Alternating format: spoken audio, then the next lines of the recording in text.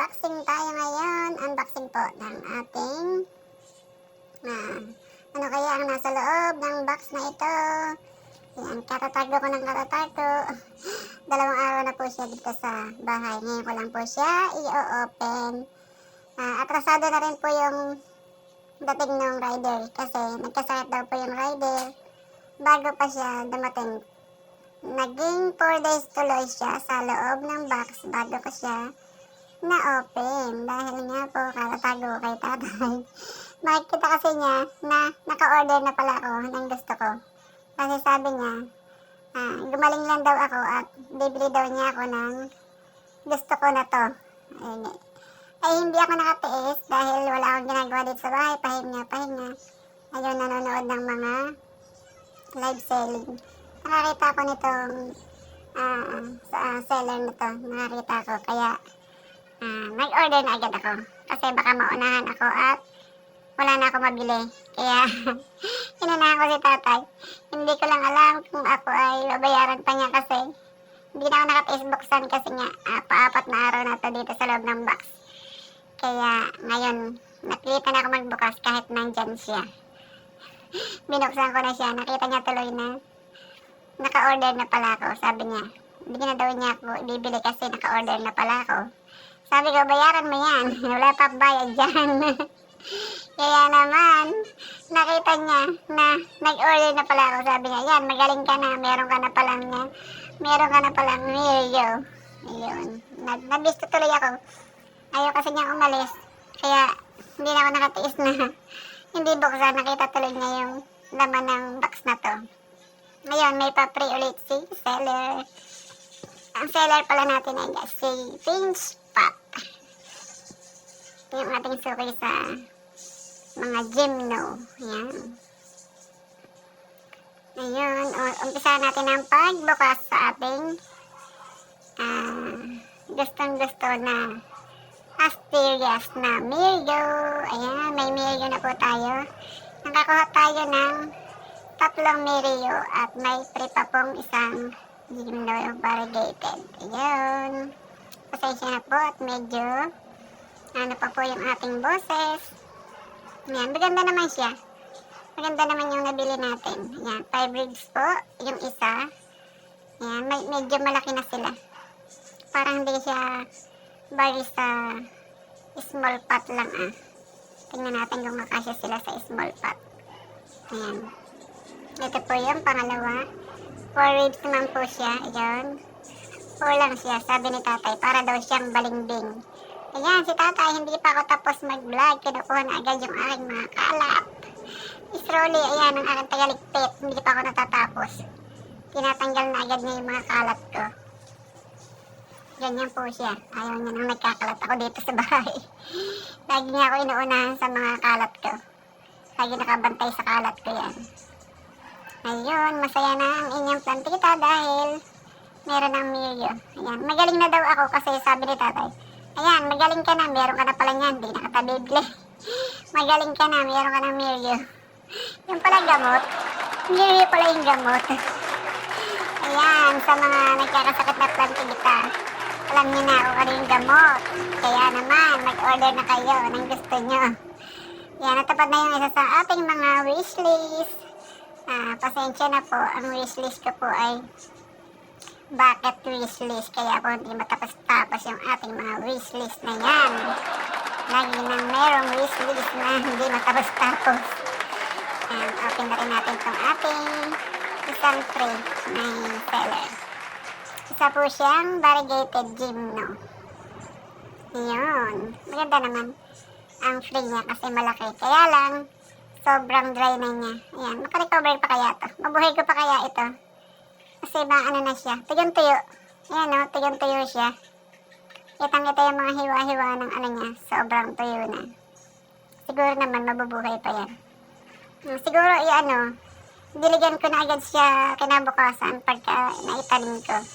Basain lang yung lupa para lang medyo sumari-sariwa yung kanyang mga kanyang ugat.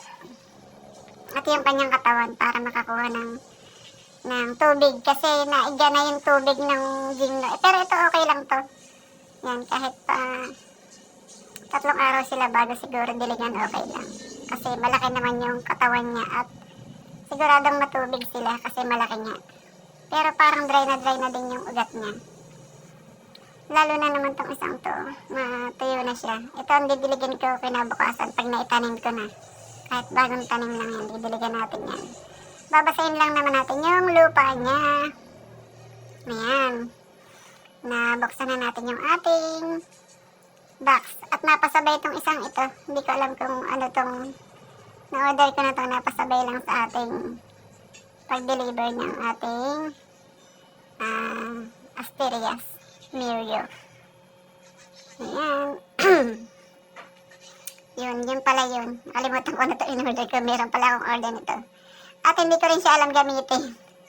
Nag-research pa tayo kung paano siya gamitin kasi yan, umorder lang ako para sa ating mga naghihingalong mga succulent. Kailangan siguro silang diligin ng anong ito, blue fungicide.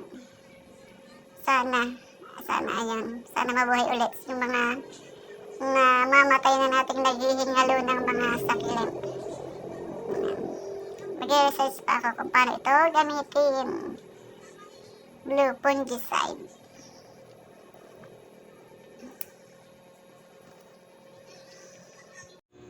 Ayun, at atin na ayusin yung ating mga na-open na to. Ayan.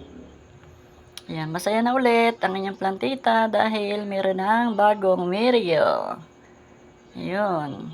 Kaya lang nabisto ako ni tatay kasi nag-order agad ako. Wow, ang ganda naman. Ganda naman nila, no? Ewan ko kung ako lang yung nagaganda. Meron siyang mga mga parang parina na mga puti-puti. Parang nabawasan nga nung gawa ng siguro nung laging hawak. Yan, yung isa medyo puno pa siya, pero yung dalawa nawawala na yung mga parina nila. Siguro dadami yung parina nila pagka naitanim na sila. Wawawi, ang ganda. Ganda naman. Katuwa din ng mga plantita, no? Yan ang pampasaya ng mga plantita. Yung mga kanilang mga wishlist. Wishlist na hindi matapos-tapos. Wishlist na palaging nadadagdagan. Nadadagdagan yung wishlist. Ba't kaya? Kahit umayaw pa. Ayun. At kinabukasan na po ito. Itatanim agad natin kasi nga sobrang tuyo na nila. Ayan, sobrang tuyo na nila. Sana mabuhay ko pa sila. Yun, lalo na yung isang Yung atin po palang soil mix ay nilagyan ko ng rice hull at saka itong labarak at may kaunting pumice stone. Meron din po siyang balat ng itlog at kaunting ipa. Lawak-lawak na po yan. Yan, yan. Kasya naman siguro sa maliit na pot. Dapat dun ko siya ilalagay sa malaki na to. Silang tatlo.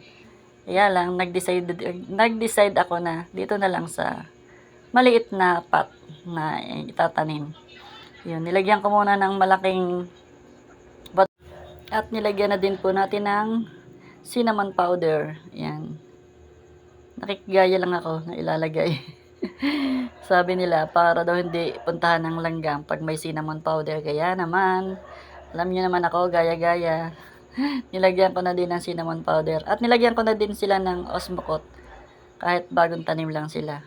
Yung iba kasi ganun ang ginagawa. Ayan, manggagaya po tayo. Ayun, nilalagyan ko sila ng ilalim. Nasa ilalim yung labarak na medyo malaki-laki. Ayan, nilagyan ko po sila ng cinnamon powder para daw po hindi lapitan ng guyam or langgam. At nilagyan ko din sila ng osmocot. Ayan, may osmocot na po tayo na inilagay sa kanilang paso bago sila itanim. Para gumanda sila hanggang paglaki, may vitamins na agad. Ayan, kasi naman sila sa maliit na pot na to. Bago ko na lang sila ilipat pagka sila ay medyo lumaki pa sa paso na yan.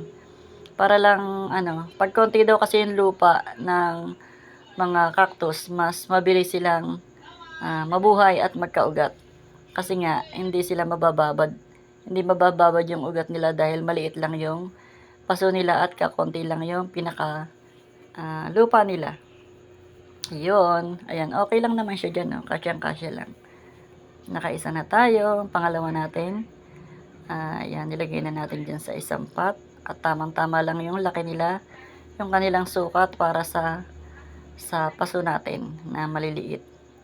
Yan. Mahilig po pala ako sa white pots. Kaya, puro puti po yung ating paso. Kahit po sa ating mga houseplant ay puro puti. May makikita po kayong mga brown na paso sa ating houseplant kasi yung iba po, minsan kasi wala akong mabili na white kaya napapabili na rin kahit yung kulay brown or orange ba yun. Yun. Basta dalawang kulay lang po yung ating paso pero more on white po ang ating paso. Kahit po sa mga houseplant natin, puro puti po sila. Yan. Yan. Tapos na po natin yung ating tatlong Mario.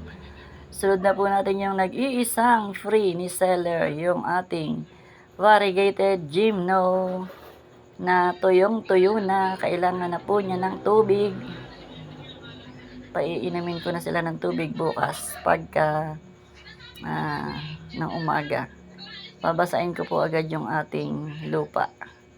Ayan. Pero medyo mashi-mashi naman yung lupa niya ginamit ko.